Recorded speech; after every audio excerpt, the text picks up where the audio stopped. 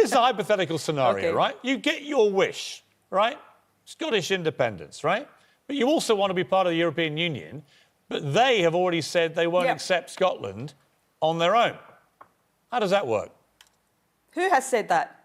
Who said that? They have intimated they would not accept Scotland as an EU member on its own. No, they haven't.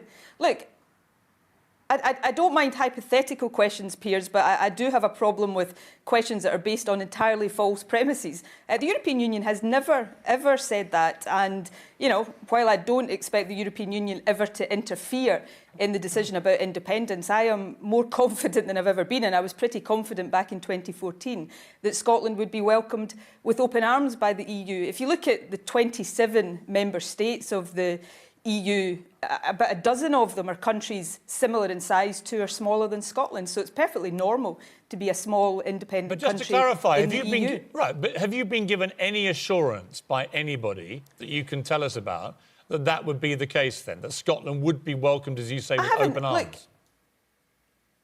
we're not at the stage where I'm not going around asking for assurances. It's not for the EU to interfere. But if you can quote me anybody who has said that the EU would block an independent Scotland, then we can have that discussion. But you won't be able to, because, I mean, if there was a French politician just a couple of weeks ago saying that Scotland would be welcomed with open arms. When I travel across Europe, there's a real sympathy for the position Scotland finds itself in, possibly being taken out of the EU against our will, and I think a real willingness to see Scotland continue to play a part as a European nation. Do you get why there's a kind of slight irony here, isn't it? Here you are, the great unionist. You want to keep the European Union all together, one big happy family working together. And the other half of Nicola Sturgeon is the complete opposite. You want to break up the United Kingdom. You want to sail off on your own. You want to do exactly what the Brexiteers want to do down here. I mean, come on. How can you be both? How can you be a unionist and the complete opposite? There's no irony.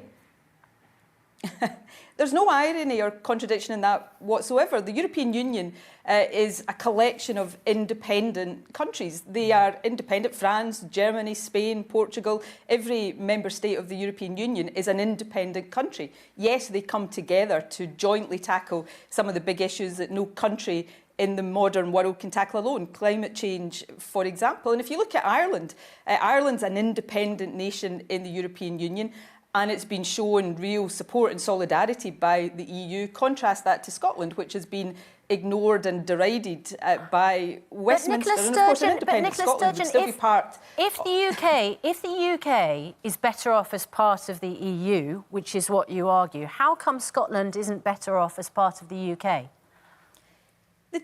The two things are not the same. The European Union is a collection of independent countries. If Scotland was an independent country, we would cooperate in the spirit of friendship with the other countries of the British Isles, England, Wales, Northern Ireland, the Republic of Ireland, but we'd also operate as an independent country within the European Union. There's no contradiction in that. The basis of those relationships would be that Scotland was an equal independent country. You go to any member state of the European Union and somehow suggest to them that because they're in the European Union they're not independent, then they're going to look at you askance and wonder what on earth you're talking about.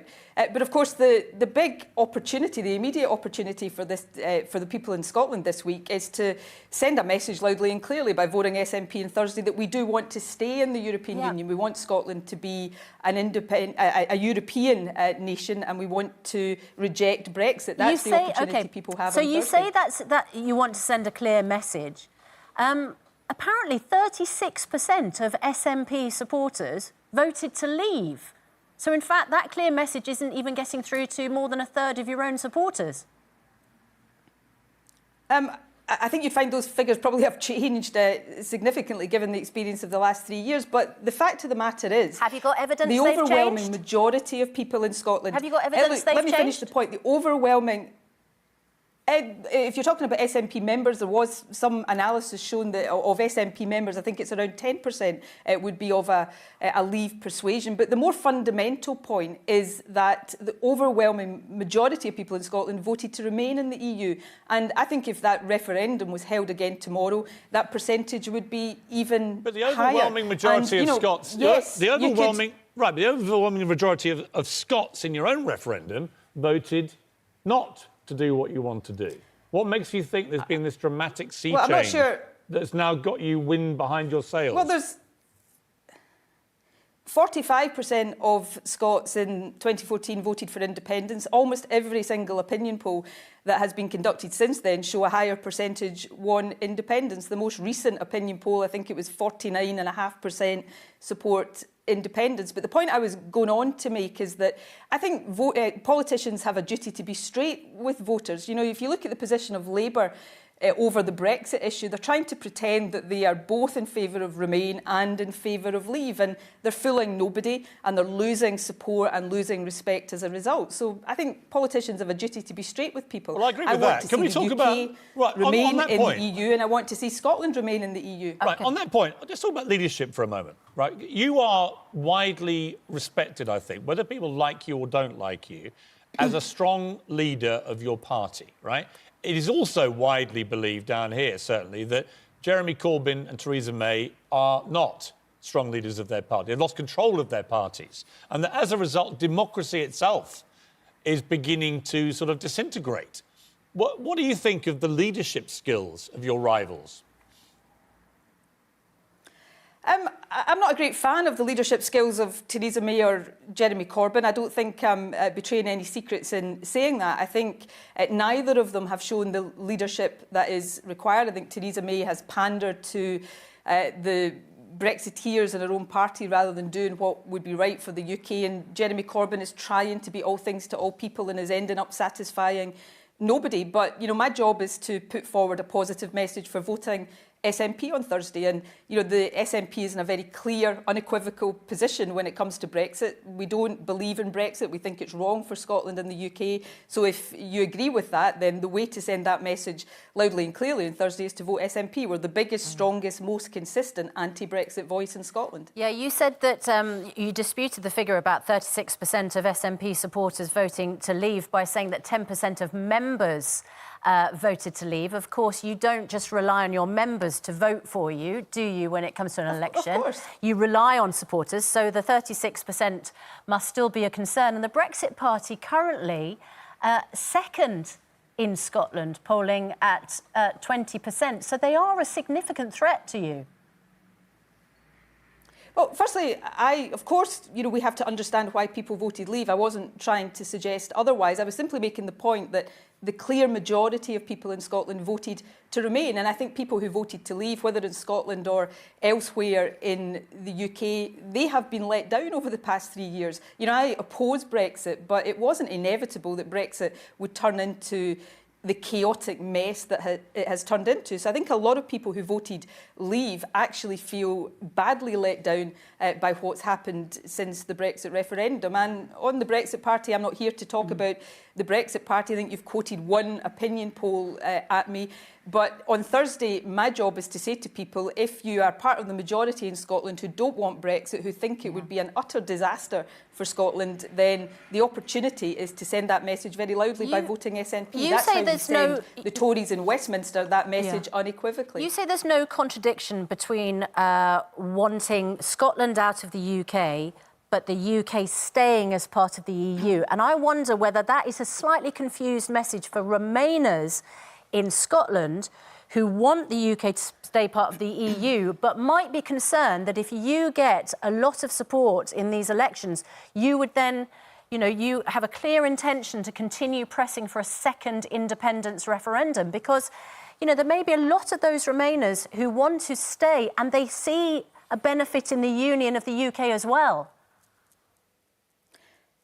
Sure, I don't think you're crediting voters in Scotland with as much savvy as they've got. You know, the Scottish electorate, by and large, and you know, partly this is a legacy of the independence referendum in 2014, are very, very well informed. People know what they're voting on Thursday. They know that the key message they can send on Thursday is an anti-Brexit message. Equally, people are well aware. I don't think there is a single person in Scotland or across the UK who doesn't know what the SNP stands for in terms of independence. So a vote for the SNP on Thursday is a vote for a second independence referendum then? The SNP, The SNP have already got a mandate for a second independence referendum. We won that mandate fairly and squarely in the 2016 election. People know that, people understand that, people factor that into the decisions that they make. What I'm saying is I think you're underestimating the ability of voters to make these informed choices. But I think people also know what the you're opportunity they have on underestimating Thursday is to send a message on Brexit. Right, but what we're seeing, there's this really kind of weird phenomenon that's engulfed, I think, global politics and indeed global life, where Donald Trump wins the US presidency and everyone who voted against him says, that's disgusting, we can't accept it, Hillary should have won, she won the popular vote, blah, blah, blah. Brexit, same thing. Brexit wins, we still haven't done it. All the Ramonas are saying must have another vote because people are too stupid. Right? Even Game of Thrones, there's now a petition signed by 1 million people to redo the last series because it didn't go the way the snowflakes want it to go. You lost a referendum in Scotland. The Scottish people voted resoundingly not to do what you wanted them to do. And yet here you are saying, well, yeah, but they weren't informed enough. They're all a bit too stupid, so we're going to do it all over again and just keep going till you get the result you want. Sorry, it's me that's arguing that people are informed. Well, no, you're arguing now you're arguing that, unless I'm wrong, you're arguing they're better informed now, so more likely to vote for it. I would argue, though, that again, I come back to a slight inconsistency here. You think the whole Brexit process has been a complete, catastrophic, chaotic mess, right? Yes? I do, yeah. Right. And it's been a mess because actually the country is split, right? Very, very hard split between Remainers and Leavers, right? Scotland, you had an equally bitter, horrible referendum campaign, split the country in two, right? Why would you want to put Scotland through all that again when there's no sign in the polls at the moment there is a majority for what you want?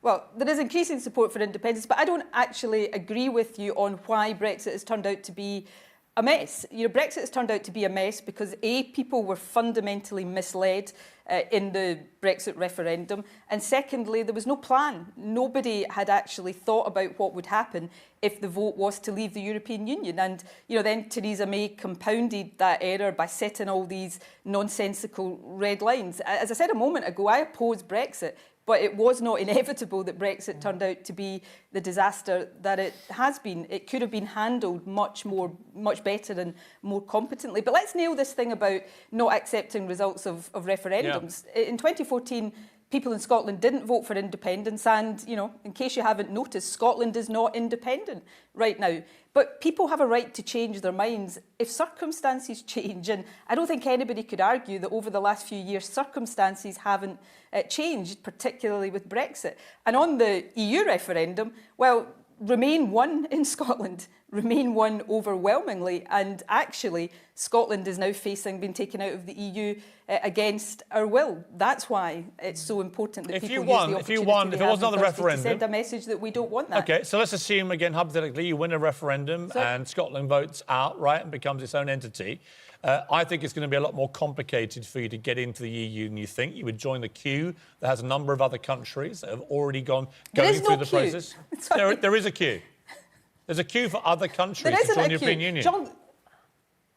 There is no queue to join the European Union. I mean, Jean-Claude Juncker, and I suspect you're not a great fan of his, but, you know, I think people like him have made clear in the past, not necessarily in relation to Scotland, there is not a queue to join the European Union. You think you would just literally, you think if you were independent, you would just literally... Right, just to clarify then, you think if you were independent, you would literally just... You would ring up your mate Jean-Claude and you would literally just join the EU. It's as simple as that.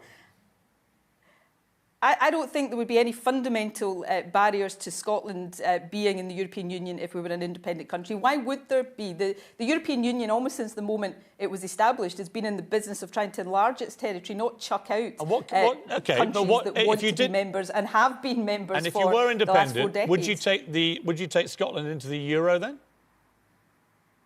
No, and you know, again, no country can be forced to go into the euro, and there are examples you can look at. Sweden, for example, joined the European Union after the supposed obligation to sign up for the euro was in place. It's not in the euro. It has no intentions of going into the euro. And I think there is a direct quote from Jean-Claude Juncker on that one, saying that the EU is not in the business of forcing countries into the euro.